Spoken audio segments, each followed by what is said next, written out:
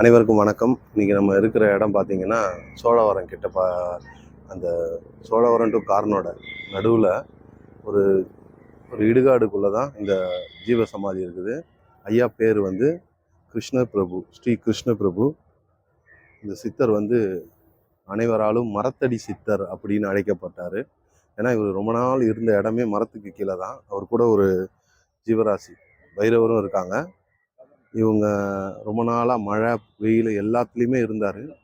இவரை ஊர் மக்கள்லாம் மரத்தடி சித்தர்னு தான் போற்றி புகழ்ந்துட்டு இருந்தாங்க. இவருடைய இறுதி காலத்தில் மக்களுக்கு நிறைய ஆசீர்வாதம் வழங்கியிருக்காரு. அதனால் மக்கள், அந்த ஊர் மக்கள்லாம் சேர்ந்து இந்த இடத்துல ஐயாவுக்கு ஒரு சமாதி ரெடி பண்ணியிருக்காங்க. இந்த சமாதி வந்து ஒரு இடுகாட்டில் தான் இருக்குது.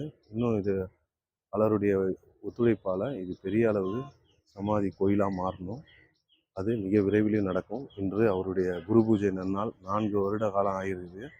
இந்த 4 வருடமும் இந்த இடத்துல தான் அவர் சமாதியாக இருக்கிறாரு. இவருடைய மனித குலத்திற்கு இது போன்ற சித்தர்கள் வாழ்ந்து அவர்களுக்கு ஒரு வழிகாட்டியாக இருப்பார்கள்.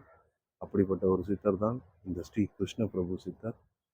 இவருடைய ஆசீர்வாதங்கள் அனைவருக்கும் கிடைக்கட்டும். இவர் பிறந்த நட்சத்திரம் பார்த்திங்கன்னா பூச நட்சத்திரம்.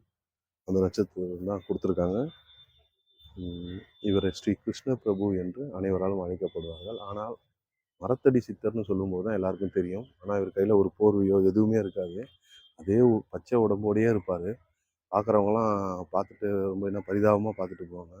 ஆனால் சித்தர்களுக்கு உங்களுக்கே தெரியும், அனைத்தையும் தாங்கக்கூடிய வல்லமை அவங்களுக்கு இருக்குது. கடைசியாக அவருடைய இறுதி காலத்தப்போ அவர் அந்த மரத்துக்கு கீழேயே தான் அந்த உயிர் பிரிஞ்சது. அதனால் அங்கேருந்து போகிற ரூட்டில் தான் இருக்குது அந்த மரம். அங்கேருந்து அவரை எடுத்துகிட்டு வந்து இந்த இடுகாட்டில் புதைச்சிருக்காங்க. 4 வருடம் ஆகுது. இன்னைக்கு 4வது குரு பூஜை.